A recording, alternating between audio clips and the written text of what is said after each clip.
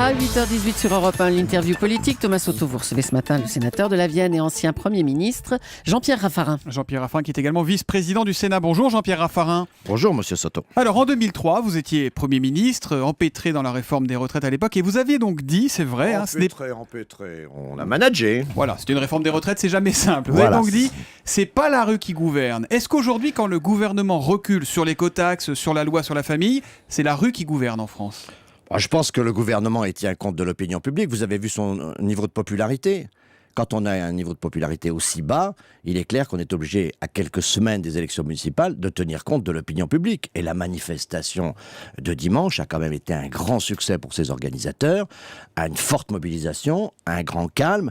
Donc le gouvernement a plutôt la sagesse de tenir compte de l'opinion publique. Donc il a eu raison, le président de la République, il a voulu rassembler le pays, il a voulu apaiser les choses. Vous saluez ce geste-là ? Je pense qu'il est assez lucide sur son état d'impopularité. Et qu'au fond, dans les élections municipales, qu'est-ce qui est en train de se passer aujourd'hui ? C'est que les électeurs socialistes veulent rester à la maison. Ils ne vont pas aller voter. Et donc, il est clair qu'aujourd'hui, pour le gouvernement, la situation est très difficile. J'ai quand même le sentiment que le gouvernement dessert un peu le président. On avait finalement, le 14 janvier, une conférence de presse du président qui était assez claire, avec un pacte de responsabilité, avec un certain nombre de sujets de perspective. Et puis là, globalement, quotidiennement, on voit le gouvernement qui détricote un peu tout ça. Le pacte de responsabilité est embourbé. La politique familiale est tiraillée dans la majorité. Ça veut la dire que François popularité est effondrée. François Hollande devrait changer d'équipe s'il ne parle pas la même langue dans le gouvernement et lui ? Je pense aujourd'hui que le président ne doit pas être content de son gouvernement. Et on lui met une pagaille noire.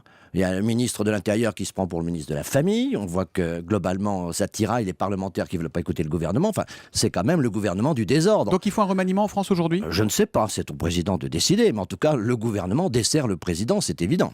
Antonin André nous disait à 7h25 que la manif pour tous ne veut pas en rester là. Il y a eu le retrait du projet de loi, mais ils veulent aller plus loin. Elle compte sur la centaine de députés et la quarantaine de sénateurs de droite qui ont soutenu leur mouvement à un moment ou un autre pour avancer leurs propositions sur la famille. Il y aura même un Grenelle de la famille, ça sera le 8 mars. Est-ce que vous irez, vous, à ce Grenelle de la famille ? Très probablement. Moi, j'ai beaucoup de sympathie pour ce mouvement. J'ai participé à quelques étapes de mobilisation. Il est clair que le sujet de la famille est un sujet très important. Et qui divise aussi à l'UMP. Qui divise moins qu'on ne le dit. Bon, c'est vrai qu'il y a quelques débats, mais au fond, tout le monde est bien conscient que finalement, dans notre société, on donne le sentiment de s'occuper plus du confort des parents que de la qualité de vie et de l'éducation des enfants. Et au fond, remettre l'enfant au cœur de notre société aujourd'hui, c'est quand même quelque chose qui est très utile. Alors naturellement, ça ne veut pas dire qu'il faut, sur toutes les formes de famille, avoir des jugements abrupts. Et au fond, il faut être très tolérant et apaisé. Mais il est clair que remettre l'enfant au cœur de la société, ça me paraît nécessaire aujourd'hui. Mais est-ce que vous, si vous revenez aux affaires en 2017, vous abrogerez le mariage pour tous ? C'est une des demandes de certains de la manif pour tous. On a dit qu'on réécrirait le texte, en effet, qu'on travaillerait sur ce texte. Ça veut dire quoi ? Ça veut dire abroger ? Abrogation du mariage pour tous ? Non, ce ne sera pas une abrogation, parce qu'il y a un certain nombre d'acquis qui ont été par la loi et que nous pensons qu'ils doivent être conservés, mais il va falloir le réécrire pour faire en sorte que la famille, dans notre société, soit privilégiée. Regardez ce qui se passe sur le plan fiscal en ce moment. On est en train d'empêcher les enfants d'avoir les parents qui font garder leurs enfants, d'avoir des avantages fiscaux. Et donc, pour les jeunes femmes qui veulent travailler, tout ceci est assez difficile d'éduquer les enfants. Donc, il y avait un certain nombre de politiques fiscales qui aidaient la famille. On veut les remettre en cause. Donc, remettons la famille au cœur. Oui ou non, on touche au mariage homosexuel ? Oui ou non ? On réécrit le texte. Bon. On réécrit le texte. Le pacte de responsabilité, c'est désormais la priorité des priorités pour François Hollande, la lutte contre le chômage. Ça passe donc par ce pacte. Visiblement, il veut accélérer le tempo. Il ne demandera pas d'engagement chiffré au patronat, visiblement en échange de la baisse des charges. Vous dites quoi, la chômage, grande cause nationale ? C'est géré n'importe comment. C'est géré n'importe comment. Le président de la République fait une conférence de presse avec une certaine forme de clarté. Il dit « je veux une politique de l'offre », c'est-à-dire « je veux une politique de l'entreprise ». Pourquoi ? Parce qu'il faut redonner confiance aux entrepreneurs, parce que ce sont les entrepreneurs qui investissent et qui embauchent. Lui, il dit donc toujours c'est la un même chose. message de confiance. Et alors là, le gouvernement se lance dans des discussions, dans des négociations, où on voit que finalement le texte est aujourd'hui embourbé, on voit les syndicats qui lancent des ultimatums dans la presse, dans des interviews tonitruante. La seule question aujourd'hui, c'est pas la confiance des députés, c'est pas la confiance du Parti socialiste, c'est la confiance des entrepreneurs. Aujourd'hui, les entrepreneurs n'ont pas confiance. Il faut leur donner confiance. Quand même. Ils entendent les signaux qui leur sont envoyés, visiblement, sur le pacte de responsabilité. Des paroles. le passage à l'acte. Donc le gouvernement doit comprendre que tant qu'il n'aura pas engagé les 50 milliards d'économies, il ne sera pas crédible. Le discrédit de la parole politique est évident aujourd'hui. Donc ce qui compte... De la parole politique, de toute la parole politique, de toute la classe politique. D'une manière générale, oui, mais surtout du pouvoir, parce que dans la Ve République, c'est le pouvoir qui compte. On est pour ou contre le pouvoir. Et aujourd'hui, on voit bien que sur ce question de pacte de responsabilité, le texte n'avance pas, on ne fait pas confiance aux entreprises, et c'est à l'État de faire le premier geste. Il a annoncé 50 milliards d'économies. Où sont les économies ? Quand sont les économies ? C'est ça qu'on attend de l'État maintenant. Vous allez les chercher où, vous, ces économies, ces 50 milliards ? Je vous rappelle que c'est aux socialistes de prendre leurs responsabilités. Vous aspirez à leur succéder, j'imagine. Vous devez avoir quelques idées. Le président l'a annoncé.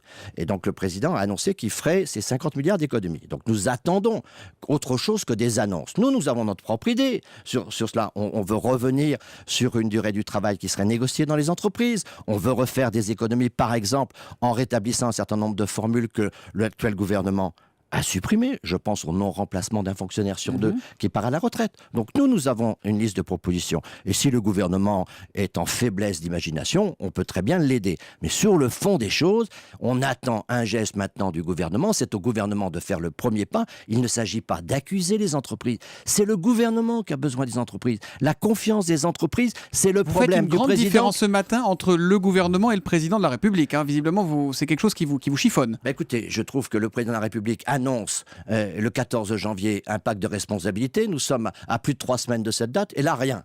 Et toujours rien. Et pendant ce temps-là, les PME nous lancent des messages d'alerte. Ça va très mal. Le bâtiment, l'agriculture, l'artisanat, on est dans une situation extrêmement grave. Il n'y a aucun indicateur favorable, ni sur l'attractivité, ni sur la compétitivité. On nous annonce un taux de chômage de 11% pour l'année prochaine. On est vraiment dans une situation extrêmement grave. C'est pour ça que le président a dit qu'il ferait un tournant qui peut être considéré d'ailleurs comme un tête à queue. Il continue à le dire. Il l'a dit le 15 janvier, on est début février. Mais le passage à l'acte, au fond, pour lancer ces économies, maintenant qu'il nous dise ce qu'il veut faire. La confiance viendra de l'initiative du gouvernement. Que le gouvernement fasse des économies et les entrepreneurs embaucheront. Question rapide, réponse rapide s'il vous plaît pour finir. Vous avez été à sa place, Jean-Marc Ayrault, à Matignon. Vous lui conseillez quoi aujourd'hui au Premier ministre qui a l'air quand même un peu empêtré ? Je pense qu'il faut sortir le pacte de responsabilité dans les 15 jours. On est dans une situation extrêmement grave. C'est maintenant et très vite. Le président... Il faut le temps du dialogue social quand même. C'est pas vous qui allez dire le contraire. Mais maintenant, c'est le dialogue social. On est dans une situation extrêmement grave. Donc il faut donner confiance aux entreprises et on n'a pas le temps de palabrer. À l'acte, passage à l'acte maintenant. Jean-Pierre Raffarin, il paraît que vous conseillez Jean-François Copé, que vous le coachez même pour l'aider à arrondir son image. Est-ce que vous trouvez qu'il fait des progrès, le patron de l'UMP ? Oui, c'est pas mal, ça. On avance tous ensemble, mais moi je fais surtout un travail d'union. Je fais en sorte que Fillon, Copé, Juppé, Sarkozy, que tout le monde puisse vivre ensemble. Le moment venu, on fera nos primaires, on choisira notre candidat. On est sûr de faire les primaires ? Vous êtes sûr de faire les primaires ? Elles sont dans nos statuts. Oui, mais Henri Guénaud a dit dimanche dans ce studio Europe 1, il a dit si Nicolas Sarkozy revient, ça serait absurde, ça ne tient pas les primaires. Vous êtes d'accord avec lui ou pas ? Je pense que c'est pas une question de Nicolas Sarkozy. Ah bah si. Non, mais ça, comme les grognards. Ce cher Guénaud est toujours un peu nostalgique de l'empereur, donc c'est autre chose. Mais de deux choses l'une, où on a quelqu'un qui s'impose, et à ce moment-là on verra, et ce sera aux militants de décider. Mais pour le moment... Ça veut dire quoi ? Ça veut dire qu'il y aura des primaires que les militants valideront ? Les primaires sont destinées à choisir un candidat. Si un candidat s'impose durablement, nettement, on en rediscutera. Mais pour le moment, nous ne voyons pas une situation dans laquelle on se passerait des primaires. Les primaires sont dans notre statut, donc on prévoit de les faire. C'est qui le meilleur aujourd'hui dans votre camp ?